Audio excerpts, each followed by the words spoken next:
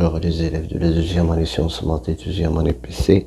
Dans cette séance, on va faire un exercice d'application qui concerne la modulation et démodulation. Les ondes sonores audibles ont une faible fréquence. Leur transition à des longues distances nécessite qu'elles soient modulantes à une onde électromagnétique de haute fréquence. Cet exercice vise à étudier la modulation et la démodulation. Grand 1, modulation. On considère le montage représenté sur la figure 4. Le générateur GBF applique à l'entrée E1 de la composante électronique X une tension sinusoïdale U1 égale PM cosinus 2π sur TPT. Le générateur GBF2 applique à l'entrée E2 de la composante électronique X une tension sinusoïdale U2 qui est égale à U0 plus S de T. Avec U0, la composante continue de la tension et S de T est égal à Sm cosinus 2π sur TST. La tension correspondante à l'onde que l'on désire transmettre. On visualise sur l'écran d'un oscilloscope la tension de sortie US qui est égale à K fois U1 fois U2 avec K constante positive caractérisant la composante X. Figure 5. Montrer que l'expression de la tension US s'écrit sous la forme US de T est égal à A en facteur de 1 plus M cosinus 2π sur TST, le tout en facteur de cosinus 2π sur TPT, et préciser l'expression de grand A et celle de M. Donc réponse pour 1. Montrons que US montrons que la tension de sortie US qui est égale à K U1 de T U2 de T s'écrit sous la forme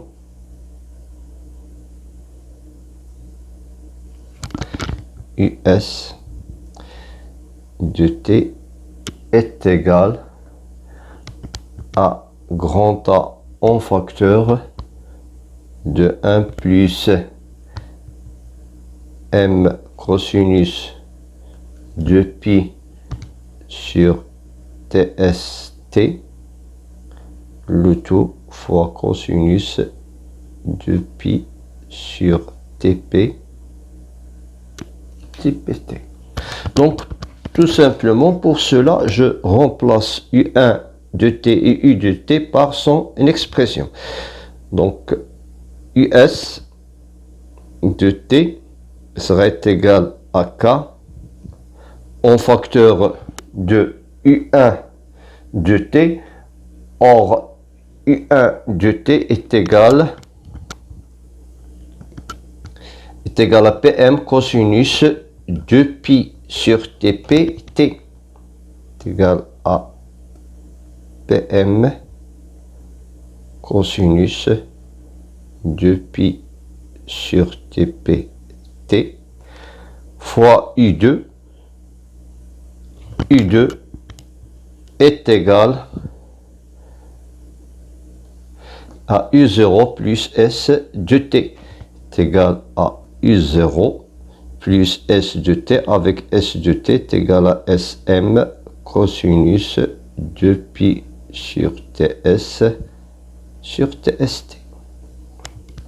Donc je factorise par PM Donc, par PM et U0, donc on aura K fois PM fois U0. Donc, si je fais U0 en facteur, il sera en facteur de 1 plus SM sur U0 cosinus de pi sur TS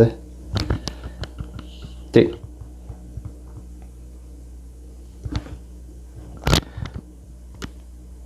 Fois cosinus de pi sur TP T.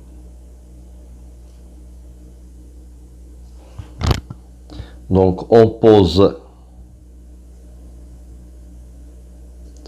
grand A est égal à K PM U0 et petit m est égal à SM sur U0.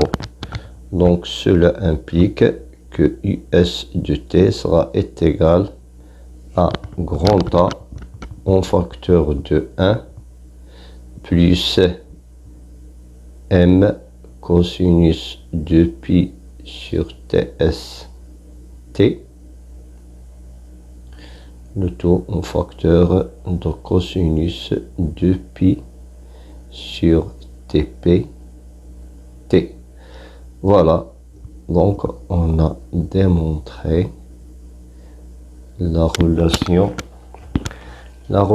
demandée. Voilà. Calculer la valeur de M, en déduire la qualité de la modulation. Donc, d'après le cours, on sait que M est égal à SM sur U0, qui est égal à U max moins U minimal sur U max plus U minimal. Donc, la valeur, je détermine graphiquement la valeur du U max. Donc, la valeur du U max est à peu près égale à 0,25. Pour la valeur de U minimal, voilà, est égal à 0,05. Donc, je peux déterminer la valeur de M. Voilà, donc 1, 2. Déterminons la valeur du taux de modulation M, de petit m. On sait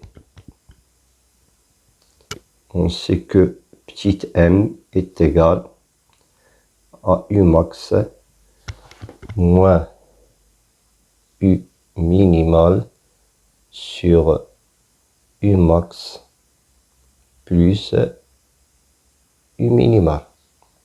J'ai fait l'application numérique, on a trouvé que U max est égal à 2,5, 0,25, alors 0,25. Pour U minimal, on a trouvé qu'il est égal à 0,05, c'est-à-dire moins 0,05 sur 0,25 plus 0,05. Si en faisant cette application numérique, on a trouvé que cette valeur est égale à 0,67. Donc cela implique que M est égal à 0,67 qui est inférieur à 1. Donc la modulation, puisqu'il est inférieur à 1, elle est bonne. La modulation est bonne. On passe maintenant à la question, plutôt on passe à la démodulation. La figure 6 représente, cette figure-là, la figure 6 représente le montage utilisé dans un dispositif de réception constitué de 3 parties, partie 1, partie 2 et partie 3. Préciser le rôle de la partie 3 dans le montage. Donc, le rôle de cette partie. Donc, toujours d'après ce qu'on a vu au cours, cette partie consiste à éliminer la tension continue, c'est-à-dire à éliminer la tension de décalage. Donc, de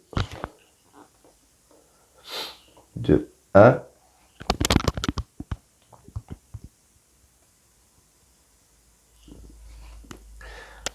Le rôle de la partie 3 dans la figure 6, dans la figure, c'est-à-dire le montage de la figure 6,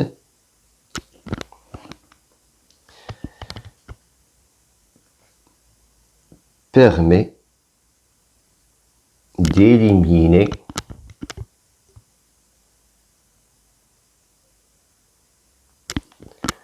la composante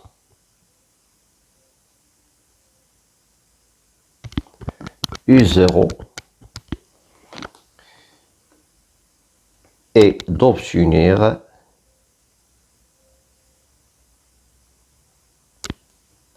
la tension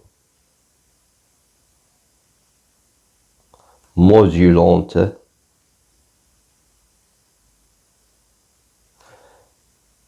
S de T. Ok, on passera maintenant à la question de déterminer la valeur du produit LC pour que la sélection de l'onde soit bonne. Donc, déterminons la valeur du produit. Déterminons la valeur du produit LC pour que la sélection de l'onde soit bonne. Pour que la sélection de l'onde soit bonne.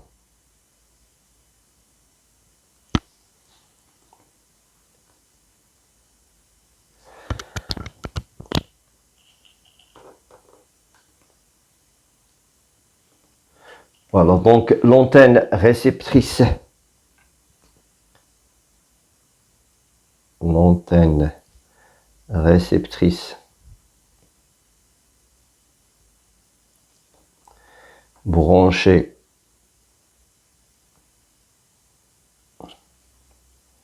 sur le dipôle LC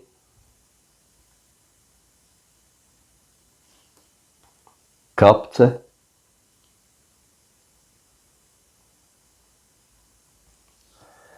un certain nombre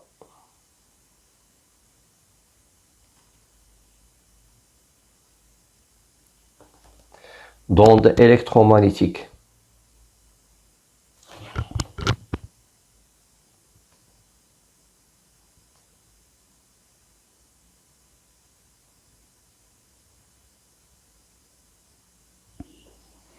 De fréquences différentes.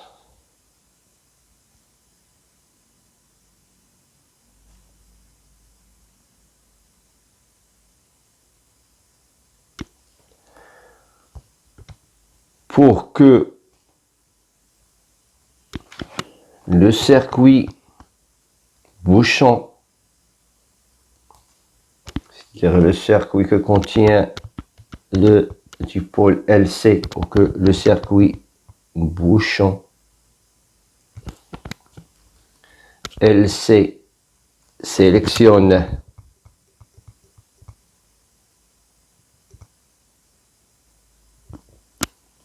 La tension électrique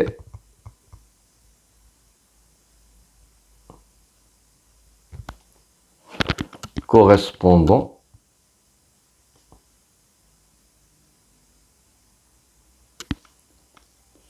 à l'onde modulée,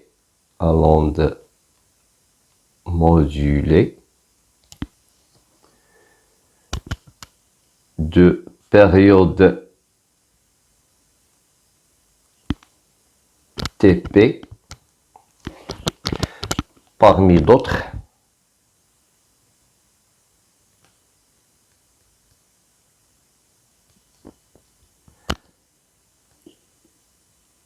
il faut que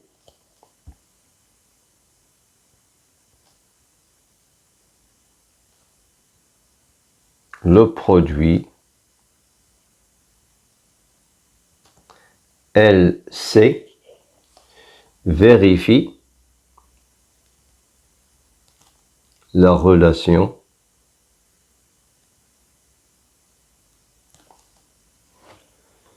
TP est égal à 2pi racine LC, d'où TP au carré est égal à 4pi carré LC. Donc cela implique que LC est égal à TP carré sur 4pi au carré. Application numérique, je fais l'application numérique. D'après la courbe,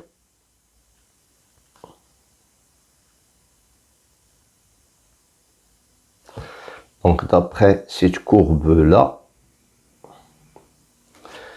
donc on a 1 TP, 2 TP, 3 TP, 4 TP, 5 TP. Donc d'après la courbe, on a 5 TP. D'après la courbe, on a 5 TP est égal à 0,5. 5 TP est égal à 0,5 multiplié par 5,4, 10 moins 3. Multiplié par 5,4 fois 10 moins 3 secondes. Donc cela implique que TP est égal à 0,5 fois 5,4 fois 10 moins 3 divisé par 5 en faisant l'application numérique. Je trouve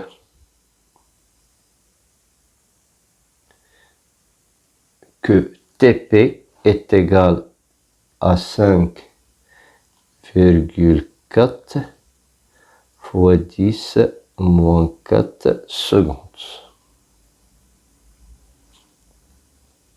D'où L fois C est égal à TP carré qui est égal à 5,4 10 moins 4 au carré sur 4pi carré. Donc cela implique que LC est égal à 7,29 fois 10 à la puissance moins 10 à la puissance moins 9 secondes moins 2. On passera maintenant à la question suivante. Dans la question suivante, montrez que l'intervalle auquel doit appartenir la valeur de la résistance R pour une bonne détection d'enveloppe de la tension modulante dans ce montage et R sera comprise entre 4pi carré L sur TP, 4pi carré LTS sur TP au carré. Ok, donc 2, 3. 2, 3. Donc pour avoir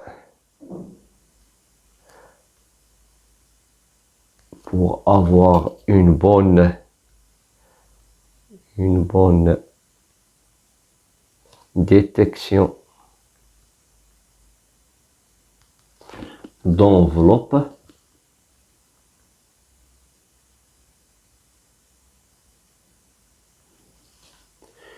il faut que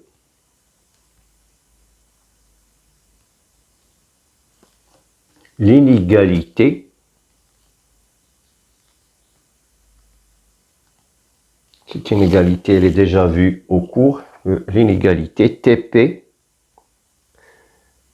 sera très inférieure à RC, qui est inférieur à TS, soit vérifié.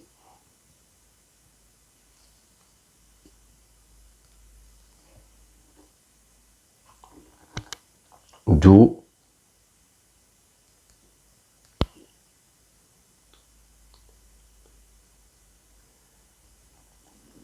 si je divise par C, nous TP